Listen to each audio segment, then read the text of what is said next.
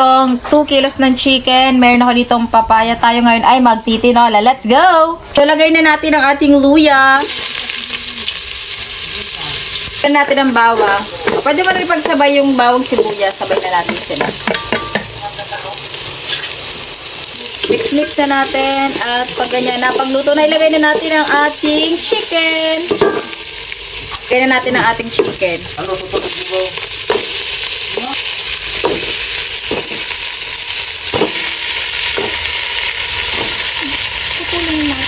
Haluin.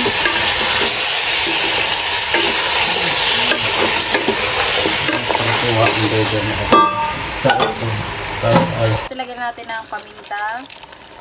Lagyan na natin ng chicken cubes. Natin ng konting patis.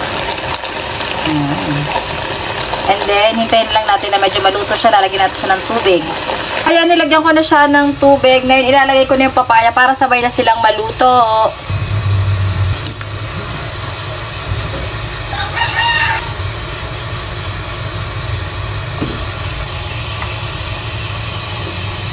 Natin ng konting asin at tatakpan na natin. Takpan na natin at hintayin natin maluto. Meron din tayo ditong, ayan, malunggay. Ilalagay natin sa ating tinola. Ito ay healthy, so let's go!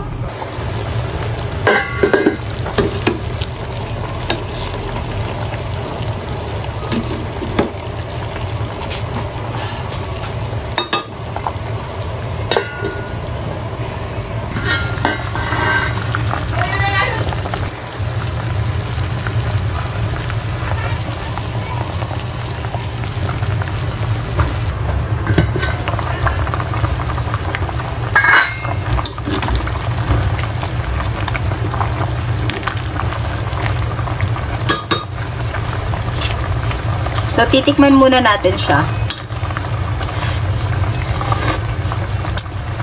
Matabang. So, add natin ng konting patis, tsaka konting asin. Okay. Then, natin pa ng konting asin.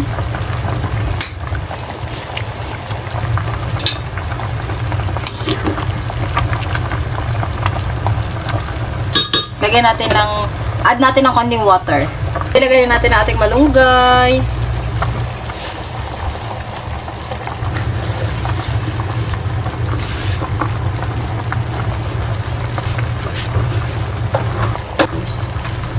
Hintayin natin maluto. Tapos pwede natin ilagay ang ating, lagay mo na yan.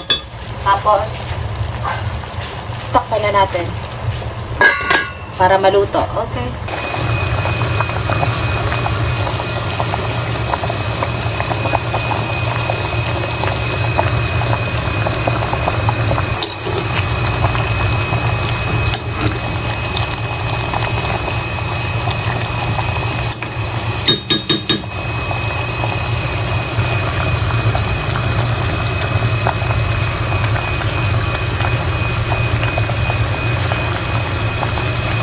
So, luto na ang aming ulam. Ang aming ulam for today ay tinola.